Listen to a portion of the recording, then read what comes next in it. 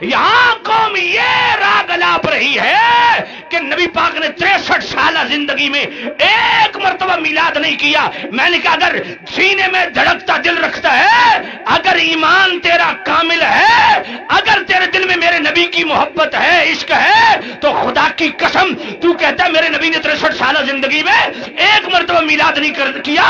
میں ثابت کرتا ہوں میرے کریم نبی صلی اللہ علیہ وسلم نے اپنی زندگی میں 1196 مرتبہ میلاد کیا. حاجی کیسے؟ میں نے کہا مسلم شریف کی حدیث ہے، میرے کریم رؤوف الرحیم نبی سے پوچھا گیا یا نبی اللہ آپ ہر سوموار کو روزہ کیوں رکھتے ہیں؟ کافی بولے تو اس لیے کہ اس دن میں پیدا ہوا، میرا میلاد ہوا، میری ولادت ہوئی، تو ہر سوموار کو.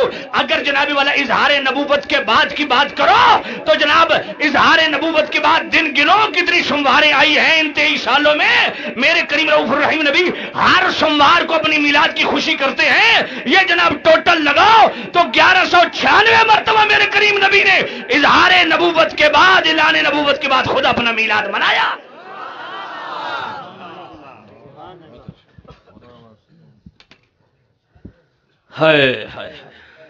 ویسے میرے کریم رؤوف الرحیم الحاوی الفتاوی امام جلال الدین سیوطی کی پڑھو، پہلی جلد صفحہ 303 پڑھو. امام جلال الدین سیوطی لکھتے ہیں خود میرے کریم رؤوف الرحیم نبی نے اپنے میلاد کی خوشی میں بکرے ذبح کیے. حضور نے میلاد منایا، کون کہتا نہیں منایا؟